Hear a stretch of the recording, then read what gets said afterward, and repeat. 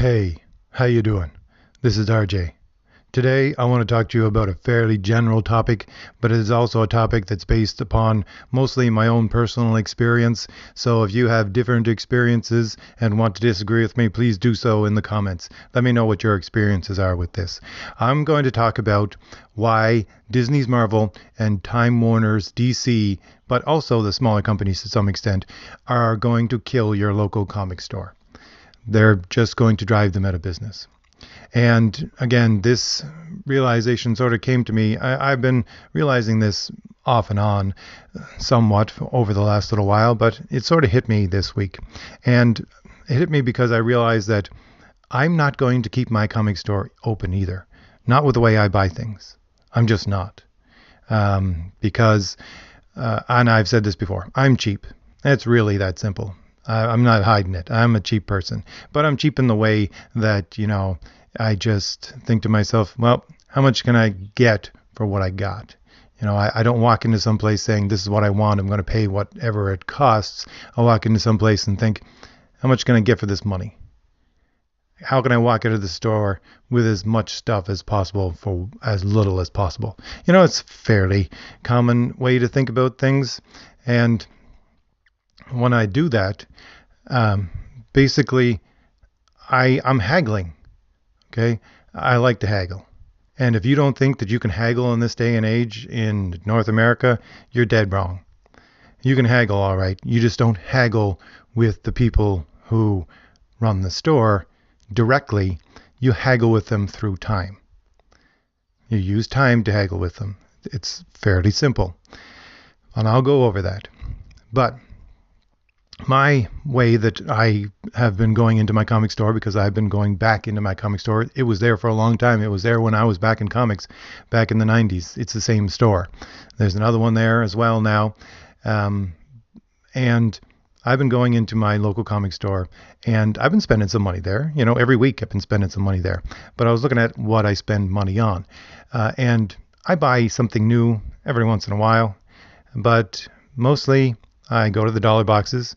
Every week I spend like $20, $30 maybe, and I pick up a couple of things from the back stock, and I browse through the other things that are new, and I keep a track of what I might want to buy and might not want to buy.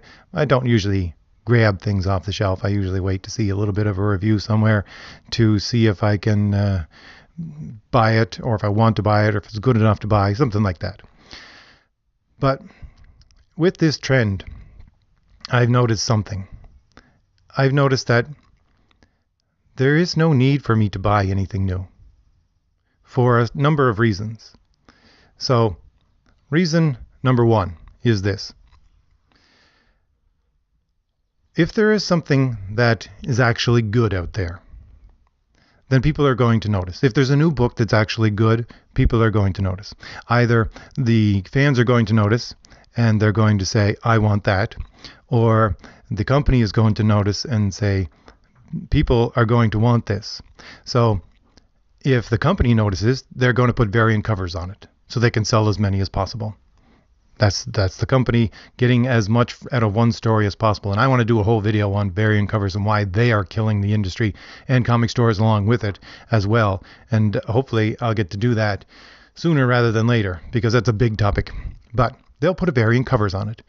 And one way or the other, if the people who buy comics want it and the store knows that, or if the comic companies know, like the big two know that a lot of people are going to want this, then they're going to put variant covers on it. So there's going to be a lot of copies shipped to your store, one way or the other. And if there's a lot of copies shipped to the store, then for me, there's absolutely no reason to buy it. And here's the reason why there's no reason for me to buy it. I'll take this week's example. Well, I guess it was last week's example. So the new Captain America came out. I guess it was 701, but they put a number 1 on it, and that legacy thing is just idiotic. I mean, they should just put it back at 701. Stop slapping number 1 on something. It's just ridiculous. Anyways, so it came out, and I thought, yeah, I might want to buy it. There was a big stack of them on the shelf, though. So I thought to myself, there's no need for me to buy it right away. There's a big stack of them there. I can wait until I see a review. So that was last week when they came out. And there's a whole bunch of variant covers for that copy. So you could tell that the company knew that people are going to want this. So the people who run the store, they had to purchase a lot of copies of it.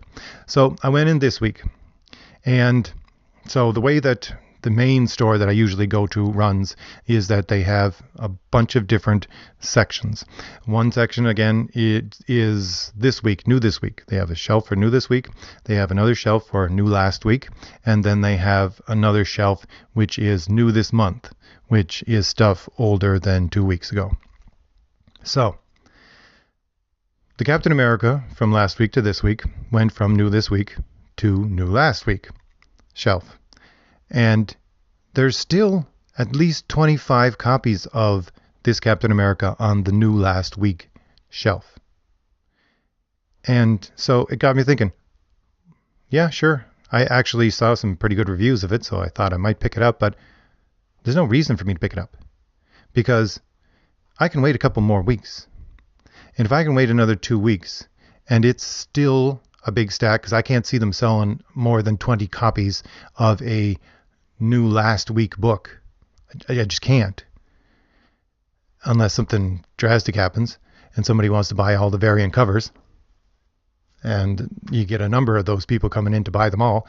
But if it goes to the new this month shelf and there's still a bunch of covers or still a bunch of copies of it left, then guess where the next place it goes is? It might take a week, it might take a month. But the next place it's going to go is, well, at the very least, a bunch of those copies are going to go in the dollar bin. And then I'll pick it up for $1. Why should I pay $3, $4, $5 for a book if I can wait, use time, haggle using time, and just wait for it to go into the dollar bin? Why not? I'll just wait. There's no reason. It saves me money. I get the same thing. Actually, I get it for much less money, and it's bagged and boarded. There you go. That's me haggling. That's me getting the most for my money. And that's not helping my comic store any, because either they paid full price for these things, and I'm getting a 1/3 the price at the very least, if not more, or Marvel shipped them a whole bunch of junk that they didn't order, and still that made me not buy it. They put a lot of numbers into what they're shipping out to people, but sales plummeted even more because of that. Because I'm deliberately not buying it, because it's going into the dollar bin soon. If it gets to 2 weeks from now and there's still a stack of them on the shelf, that's where it's going to go. Why is that where it's going to go? Well, it's because there's very little room for backstock in my comic store anymore. They have some. They have it scattered around the place. And it's because comic stores have had to change. And they've had to change to deal with other customers and bring in other customers in order to stay alive.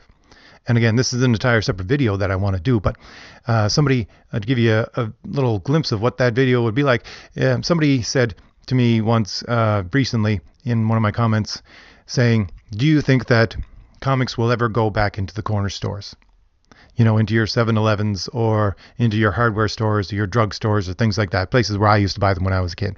And I was thinking about it and thinking, yeah, maybe that would be great. I really wish they did. I don't think they're going to. Honestly, I think it's going to flip around the other way. I think that slowly, and I've already seen this happening, slowly, your comic stores are going to turn into a general store in order to stay alive. That's what's going to happen. They've already started that. They're going to turn into a general store to stay alive. Not a general store like a 7-Eleven or a hardware store, an old-time hardware store, or things like that. They're going to turn into a entertainment general store. Comics are just going to be one of a number of entertainment options that they give to you. So they're going to turn into an entertainment general store. And it's already happened. It's already started happening, certainly with one of my comic stores, and the other one, I think, is in so poor condition that it's going to go out of business soon. So, again, I think that since they're going to turn into a general store, they're going to have a whole bunch of other things right now, they just revamped. It was a little while ago, I think it was last year, and they made it into they always had games there, but they made it into much more of a game store. It's almost half and half now, game store and comic book store. And so they put in a lot of not just, magic and things like that, D&D stuff, but which they used to have anyways, and room for people to play those things, but a lot of board games as well, which take up a lot of space. And I'm a big board gamer, so I love it. It's great. It's one of the reasons that drew me back in, is because I love board games. I think board games are much better than your Magic or anything else, but that's a big aside. So they had to make a whole lot of room for this. So they had to get rid of a whole lot of their back stock. And they can't put it in the back room either, because they're using that for play space for people to draw people in so that they'll buy new gaming stuff. So, that's their play space. So they have a very limited room for back stock.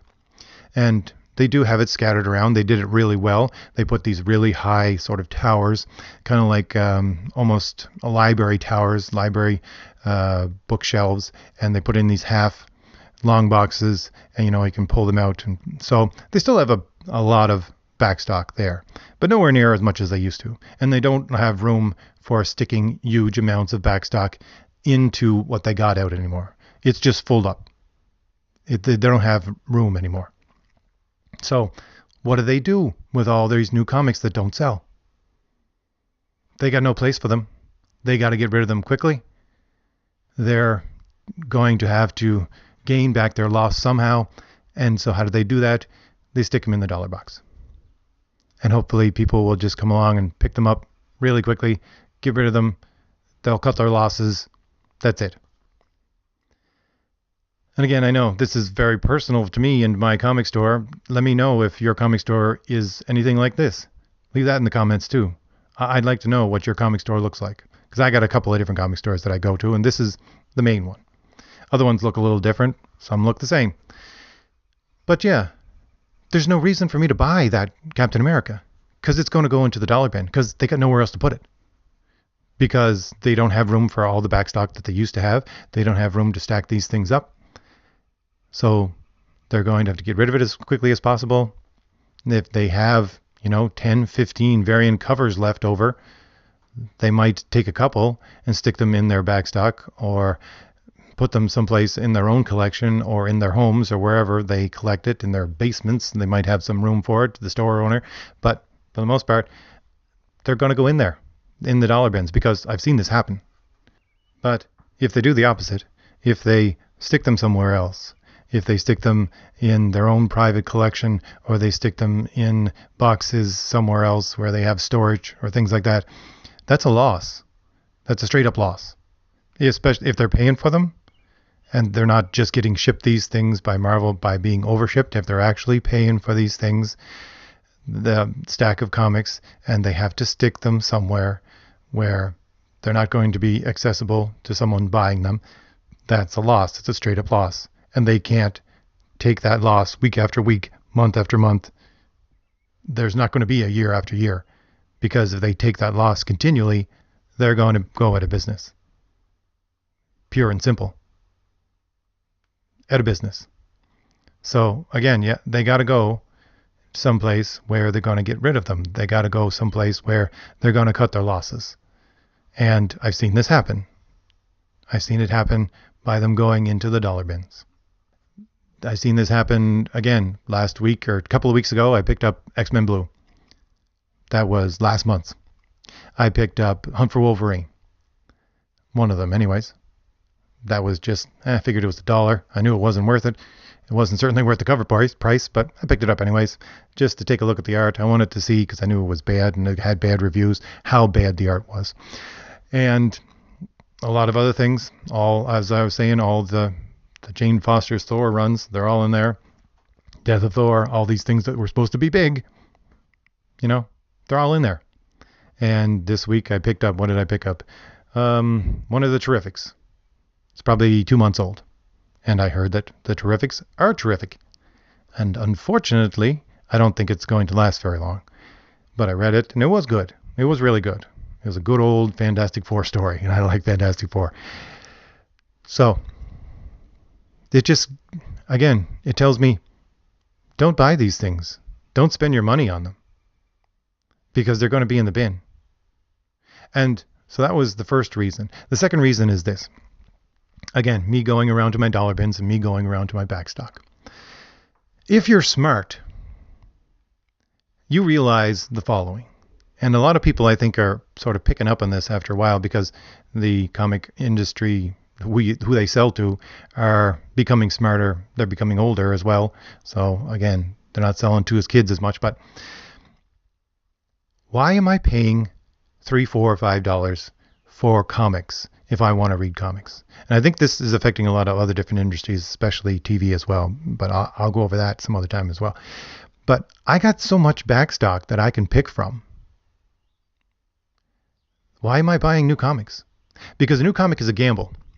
Because when you pick up a new comic, I don't know if this is going to be a good story or a bad story, unless you do some, reviewing of it, or you watch somebody's review of it. And even then, reviews are, this is my opinion. It may be good, it may be not. So you're gambling with your money. But if I really want a good run, if I want a good run of books, why not just pick up an old good run of books? They're trying to get rid of their backstock. They're trying to give themselves some space. So why don't I do that? Because I can go online and just put it in YouTube, go Google good runs of comics, or I don't use Google, I actually use DuckDuckGo, but it's become a term now. So just Google something, good runs of comics, or go to YouTube and look at something like Linkara, right? He does good runs of comics, although if you watch his videos, he'll go over the entire thing and ruin the story for you. But I used to watch him because, well, I was being nostalgic about these things that I had already read. But just go there and look at his videos and see what's a good run. And look, there's a good run of something that I like. Go buy that. And why not? Because, again, me going through my backstock, because I went through a couple of things this week. And I went through my Conan because I always go through Conan. I like Conan. And I wanted to find that other JLA that I was missing, which would be number 172, because they did their review of 171 just a little while ago. And I was a little bummed that I didn't have the next issue. So I went to look through the old JLA. And they didn't have it. They had number 169, 170, and 174. But they didn't have 172, which really got me. But I'm starting to notice a trend. I'm starting to notice this trend that the older books, of course, are fairly expensive. Over $20. Anything that's prior to the 70s, certainly. And the books from the 70s, they're still sort of expensive. $6 to $10.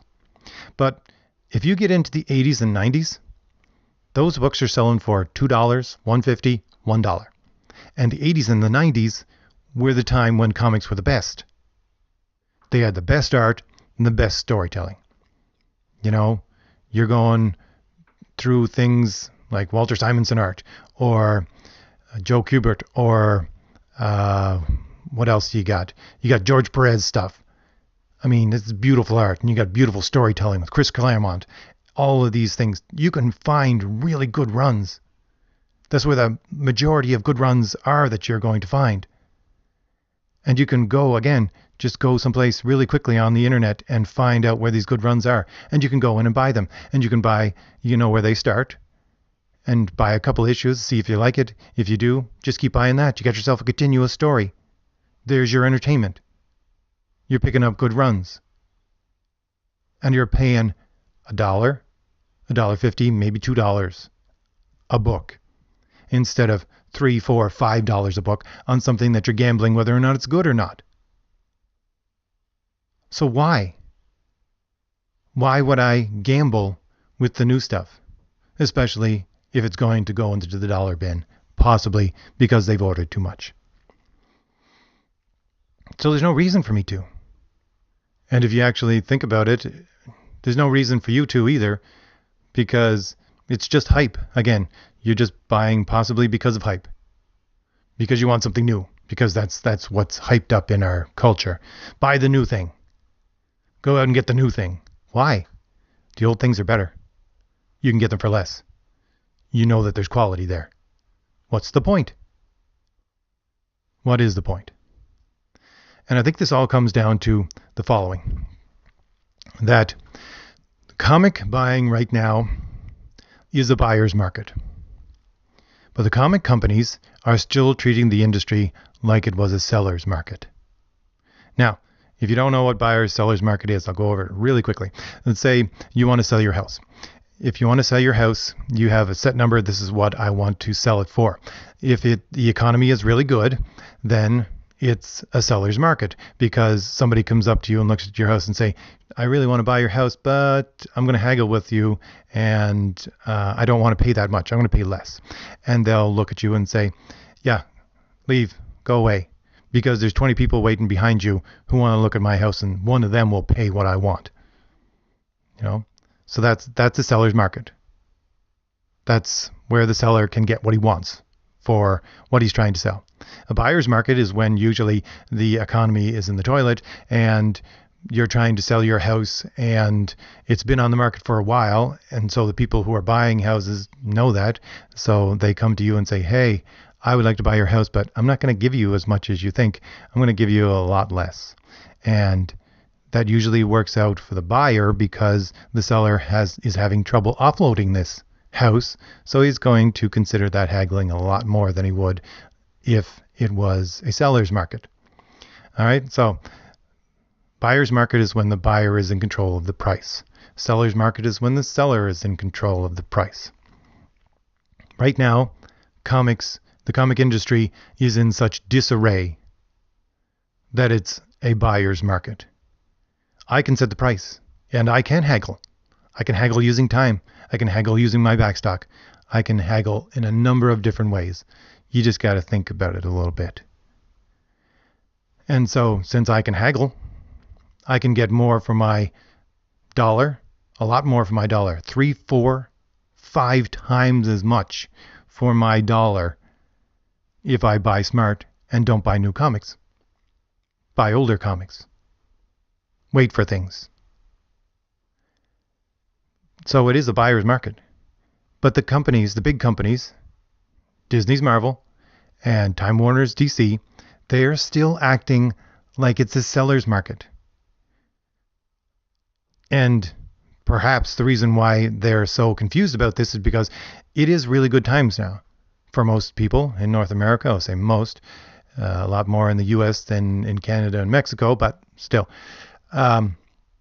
It's still a good time. The economy is good. So it should be a seller's market. But the industry is in such disarray and is producing such garbage that it's still a buyer's market. But they're treating it like it was a seller's market. And that's just going to be a couple of more nails in the coffin of, at the very least, your comic stores, if not the comic industry. Because they're pumping out books with all these variant covers and saying, well, we don't have to put as much money into these things because, well, good artists cost a lot more and good storytellers, good writers cost a lot more and good editors cost a lot more. Let's just slap this thing out there and get as much money as we can by putting a whole bunch of variant covers on it. By putting number 1 on the cover, somehow, somewhere. And then we can sell it because people are out there, they have money, they're hungry, they're going to buy it anyways. Sorry, no, we're not going to buy it. You're wrong. It's not a seller's market. It's a buyer's market. And since your audience is getting older and older, they're becoming a little more savvy again with their money, and they're going to recognize these things. And so you're causing, because of the shipping way that comic stores have to operate, you're causing them, your comic stores, to have to buy things which they can't sell.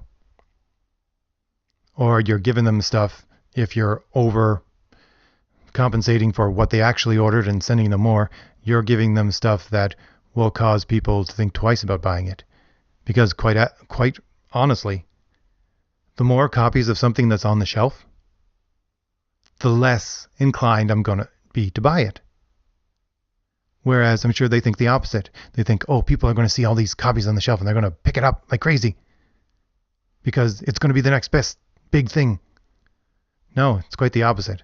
You look at it and go, Wow. Why should I buy that now? Wait a couple of weeks and get it for $1. Or something of the kind. You might have your own way of dealing with it. You might have your own way of haggling. If you have your own way of haggling, definitely put that in the comments. So, again, this is dealing mostly with my own personal experience and my comic store that I usually go to as well. So, it's a little more iffy than most of my other theories, but I think that honestly, this is the way it's going to go. The comic stores, because they're turning into general stores, general entertainment stores, that they can't deal with these big stacks of comics, and so that's just killing them even more. That's driving them away from it. And eventually, your comic store, if it survives, it's not going to be a comic store again. It's going to be a general store, and your comics are going to be shoved over into the corner. And the industry is just going to get sicker and sicker because of this, especially because of the variant covers. That makes the comic industry so sick. And I want to go over that in depth. So, tell me what you think of my idea. Tell me what you think of this video.